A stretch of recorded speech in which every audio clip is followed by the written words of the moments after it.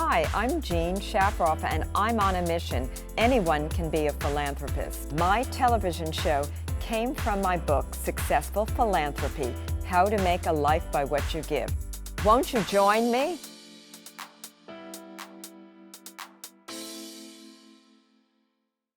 Welcome to Successful Philanthropy. I'm your host, Jean Shafiroff, and this show is designed to highlight the work of philanthropic leaders here in the United States and then beyond. With us today, Sheriff Toulon. He's the Chief Law Enforcement Officer of Suffolk County, New York. Let's all welcome Sheriff Toulon. Sheriff Toulon, thank you very much for joining us today. And before we talk about what it's like to be sheriff of Suffolk County, I want to talk a little bit about you personally and how you got to where you are today. What was your education like? Sure. I grew up in the South Bronx and went to an all-boys Catholic high school. I went to Cardinal Hayes. After that, I attended a community college. I received my associate's degree in business administration. I then went on and received my bachelor's in business a few years later because there was a gap between my education, and then went on to receive my master's degree in business administration. I started a second master's degree in Homeland Security Management, but in the middle of the program, I decided to pursue my doctorate in education, and I received my doctorate from Dowling College. I did receive a postgraduate certificate in Homeland Security Management from Long Island University, and then went on to Harvard University's John F. Kennedy School of Government to study through their executive leadership program. So you are extremely well educated, and most people, when they think of a sheriff, they think of someone pulling them over to the side of the road on the Long Island Expressway or somewhere else, checking them out to see whether they're speeding or whatever. But you're a very, very educated man. And can you tell our viewers, what does a sheriff do exactly? And what does the chief sheriff do? Sure. So the sheriff is the chief law enforcement officer in Suffolk County.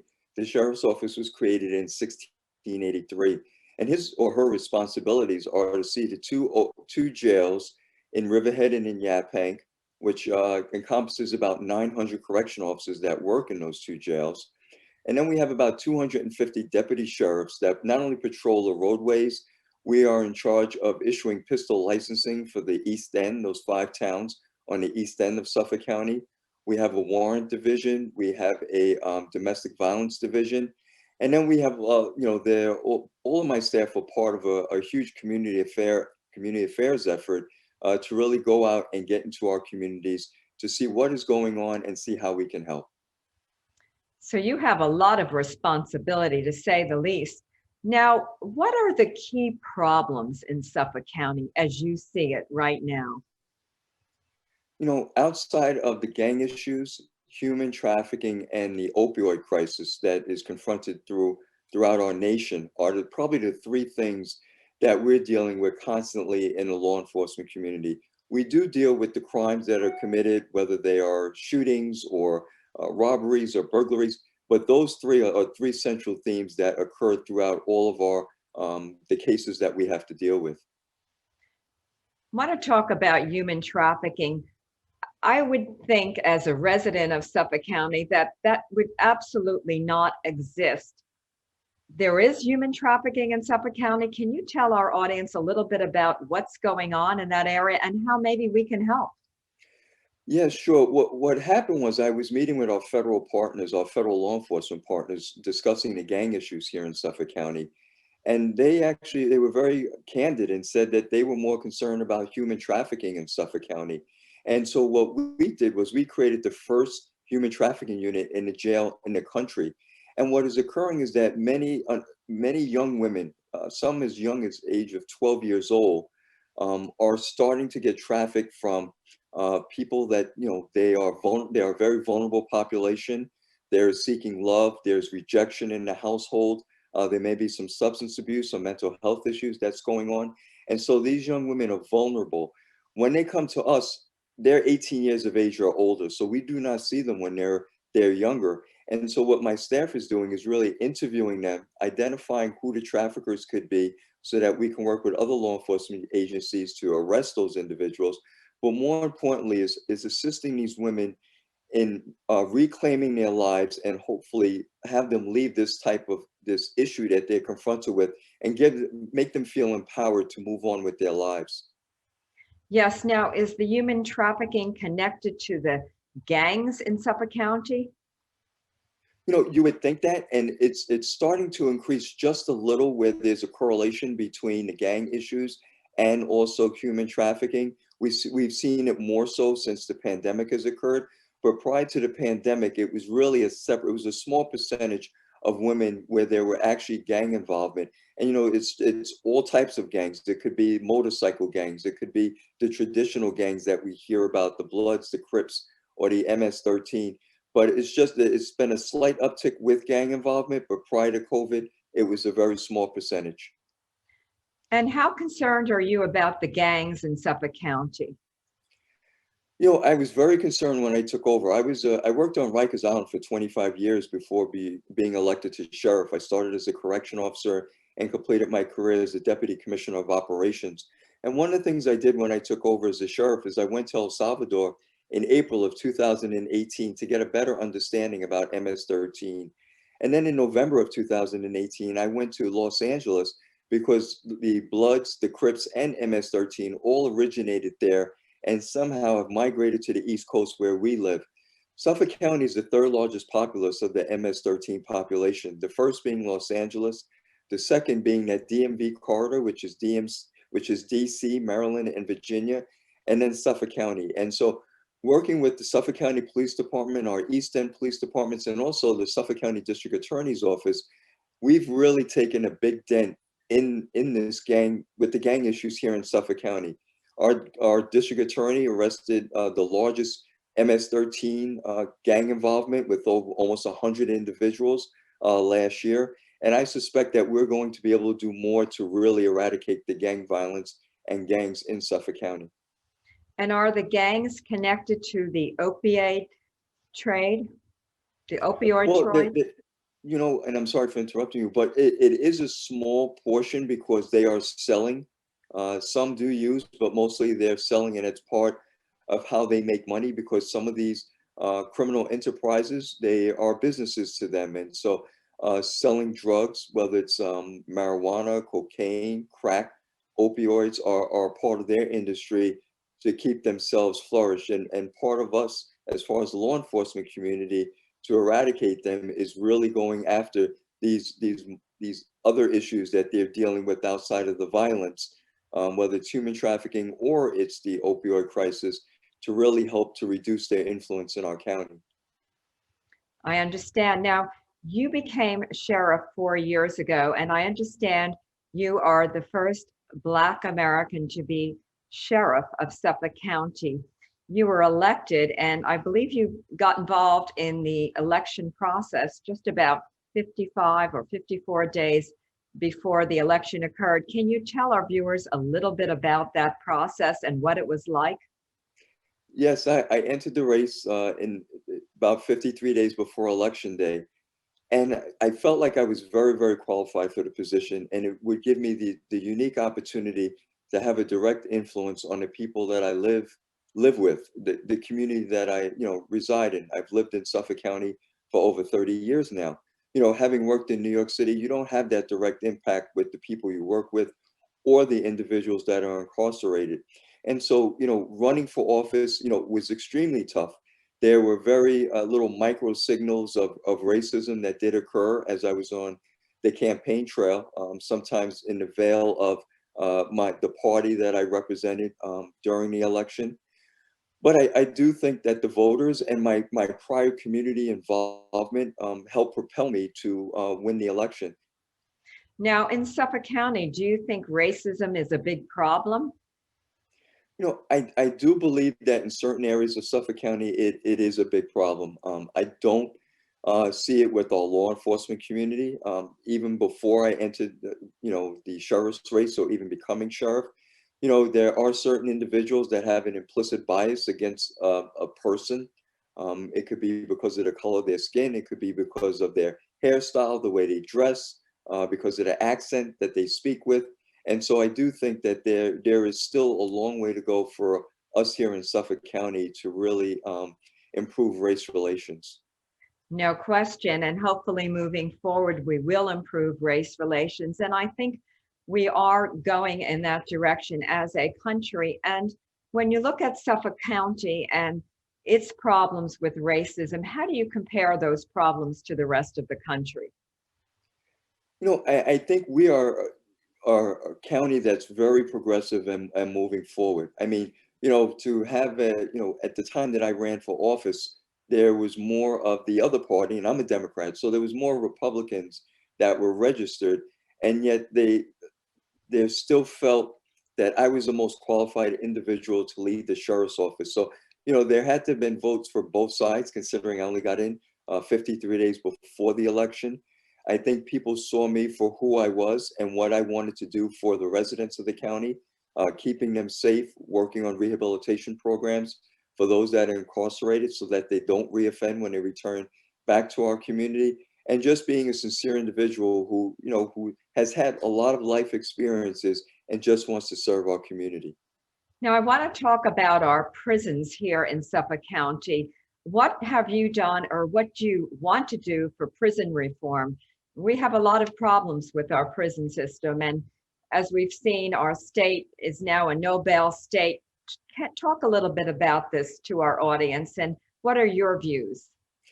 So, my issue with the no bail is the fact that when someone is released from court and they have mental health issues or substance abuse issues, the courts are not directing them to any proper services so they don't reoffend. So if someone has a mental health issue and they return back to our community, what has changed other than the fact that they were released from court and now they can possibly reoffend? We've taken a very proactive approach in the Suffolk County Jail now.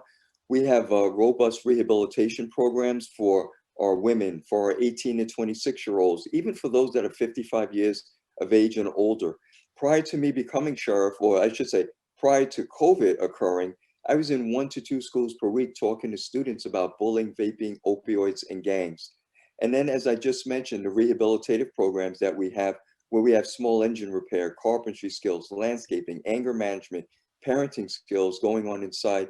We've developed some programs when individuals leave our custody.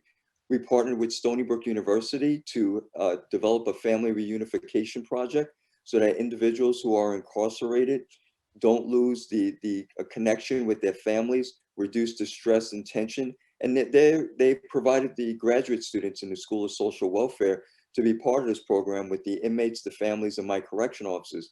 And then we created a START resource center. START is an acronym for Sheriff's Transition and Reentry Team for post-incarceration, so that when they leave our facilities, they have a place to go to connect for jobs, housing, healthcare issues.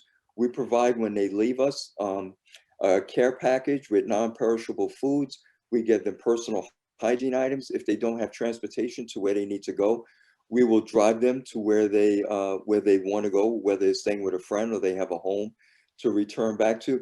And this resource center is not only for those leaving the Suffolk County Jail. We're working with individuals returning from state prison, and we're also working with individuals who were involved with the justice system in another state but now reside in Suffolk County, because we figured if we can get to them, they won't reoffend and it keeps our community safe. Well, no question, reform programs are key because someone coming out of prison, if they have nothing to do and they can't get back into the workforce, well, it becomes a very big problem. And I think as a community, it's really up to all of us to try to see that these programs move forward. And I'm glad to see that you also think that prison reform and then reform programs, so that when our prisoners get out, they have something to do. I'm glad you see that that's very important and you're working on those. Now, what advice would you give to our young viewers, someone who maybe wants to go into your field, wants to become a sheriff? How important is education? And what exactly would you suggest to these young people? I think, first of all, they should never give up on their passion. Don't let anyone dissuade them from pursuing an occupation that they want to pursue. Law enforcement is a tough field, But I do think that it's a very, not only rewarding, it provides financial security and stability for an individual if they're looking for, a career and not just a job. But more importantly, the thing that you stress is so important is the education, because with that education, it's something that will help them move through the ranks. It will help them better understand the community that they're serving. It will also help them become better leaders. I don't think that I would be the type of person I am if I didn't pursue my education, which I really have to thank my parents for really staying on top of my brother and I for pursuing, our education. But it is so important to move through the ranks, to become better leaders, to develop yourself, consistently. And sometimes you have to take some breaks, but don't ever stop learning, whether it's reading a book, taking a certificate class, or actually receiving a formal degree. No question that education opens many doors. And I'm always saying to young people, get as much education as possible. And Sheriff Toulon is saying the very same thing. And he's a prime example of a young man who's received a lot of education. He's really moved forward. He's doing a lot of great work as Chief Law Enforcement Officer of Suffolk County. Now, I understand, Sheriff Toulon, that you are a cancer survivor, a 2 times cancer survivor. Tell us a little bit about that. And I understand now you're involved in a charity to work with people who also are cancer survivors. Yes, I had Hodgkin's lymphoma in 1996, and then in 2003, I was diagnosed with pancreatic cancer. And I had promised myself if I was able to get through, especially the pancreatic cancer issue, that I would really try and do something really good with my life. Not that I wasn't doing anything good then, but really elevate that goodness to a different level. And so it's a passion of mine to work with New York Cancer and Blood Foundation to assist cancer patients who are having trouble meeting their daily bills. And so this particular foundation works with cancer patients, not only with those that are in their practice, but others, if they meet a certain financial threshold, to really assist those individuals, because sometimes it's difficult to make your mortgage or rent payment, pay your electrical bill, put food on the table for yourself or your children. And so if we can help alleviate these costs for cancer patients, and they can just concentrate on getting well, something that I really appreciate what Dr. Jeff Vasurka and his team has done. I have another question now, and that is related to your philanthropic work. As Chief Sheriff, do you feel that you've done enough, or do you want to do more? What's going to happen from here? I definitely want to do more. I think there's so much more that I have to offer and assist the county and its residents, not only with public safety, but also with those individuals that have mental health issues or substance abuse issues. I tell many individuals that the people in our jail, 85 to 90% of them are returning back to our community. Only 10% go to a state prison. And so those are the same individuals that are in the store that's either in front of you or behind you. If they're in the movie theater, seated next to you when movies were open, they do not have a scarlet letter that says jail or just got out of jail. And so what I want to do is make sure that our community is safe, make sure that the children in our community have confidence in law enforcement, and we're someone that are good role models for these young kids so that they feel safe if they have issues, and that generally that Suffolk County is a great place to live and a safe place to live. I like that. And we also want it to be a place where everyone is comfortable and where uh, race no longer plays a role, where people look at each other for who they are and not for the color of their skin. And it sounds like you're working on race relations as well. How difficult is it now to recruit people into law enforcement? After the tragic killing of George Floyd in May of last year, and especially the anti-police sentiment, it's extraordinarily difficult to not only recruit, but recruit people of color, because they've lost confidence. And those are the individuals that we want to recruit to be role models in the communities, especially the minority communities that we're serving in.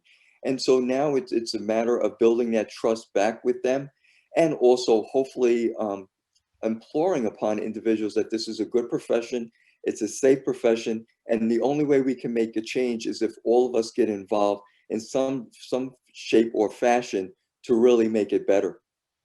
And I think also perhaps the training of our law enforcement has to be slightly altered to include more information on race relations and treating everybody equally. And I think that's really key. And I would imagine you would agree with me also. Yes, we implemented last year an implicit bias training for all of our staff. But more importantly, when you think about uh, things that occur that are bad incidents in law enforcement, it's generally because of poor training or poor supervision. And that's why it's very important for leaders of law enforcement organizations to hold all of their supervisors accountable for the actions of their subordinates and really ensure whether it's a necessary training that needs to occur, whether it's a suspension or even a termination. If a person is no longer able to do the job, there has to be some serious considerations because we cannot have people thinking in a different mindset than the leader of the organization. Well, you are a wonderful leader, and I want to thank you for all of your advice, all of your work that you're doing for Suffolk County. And now getting back to the key problems of Suffolk County for our viewers, what advice do you give to them if they want to live a good life here in Suffolk County and they also want to be helpful? Because there are programs all over our county to help with reform, programs to help with many different charities, but what advice do you give to our citizens? I think especially when it comes to the Suffolk County Sheriff's Office, is for people feel comfortable to reach out to us if you have an issue, if you have a suggestion. Yes, many of us have been in the profession of law enforcement for, probably our entire lives, but sometimes we don't know it all or we don't see everything that's happening. And we need the community involvement to really make ourselves better, to make our communities safe, and to really move forward with all the issues that we're confronted with, whether it's mental health, substance abuse, the opioid crisis, race relations. We have to talk, and we have to talk about the things that are uncomfortable so that we can be then hopefully comfortable, or our children could be comfortable in the years to come.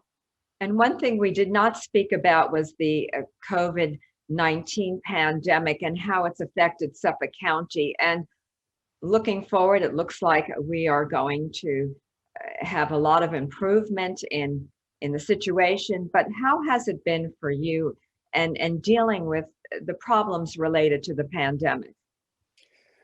For the jails, and jails, because it's such an enclosed space, is historically viruses like this would really spread rapidly. But we started planning the end of February once, because January 19th was the first case in the United States. March 1st was the first case in New York State, and March 9th was the first case actually in Suffolk County. And so we started planning. We put in certain protocols to actually have inmates wear masks, staff wear masks, temperatures were taken. And up until right before Thanksgiving, we only had 3 inmates that had tested positive. And if you look at other jails and prisons throughout the nation, there were no numbers that were even close to ours. Unfortunately, in December, we had about 40. We were back down to 6 in January, and we only have 4 right now that have tested positive. So we've really implemented a lot of measures to make sure that the inmates and our staff are safe, including the mask wearing and the temperature taking, and also social distancing. But it is a challenge because the staff are wearing masks sometimes for 8 or 16 hours during a tour. Inmate activities have been reduced. They do not have the visits the way they used to because, we're doing our best to keep the virus out of their facilities. So everybody's had to adapt to the change, and we're lucky that everybody's been appreciative of the efforts that have been put forth, but also have been safe and mindful of what we're all going through. Well, thank you very much. And for our viewers, we are with Errol Toulon, our Chief Sheriff of Suffolk County. He's been giving us some great information. And Errol, what last piece of advice do you want to give to our viewers? That the Suffolk County Sheriff's Office and all law enforcement agencies in Suffolk County are dedicated to making sure that our public is safe. We want to continue to not only engage with our communities to find out what is going on with different trends that are occurring. And as far as being the sheriff, please reach out to me if you have any questions or any concerns. I'd be happy to assist you or come to community meetings when the restrictions is eased. Well, Sheriff Toulon, thank you very much for your interview. You've been so informative and so helpful to all of our viewers and to me. I want to thank you very much. And I hope you'll come back on Successful Philanthropy again in the future. Thank you all for joining Successful Philanthropy. I'm your host, Jean Shafiroff, and I'll see you next week.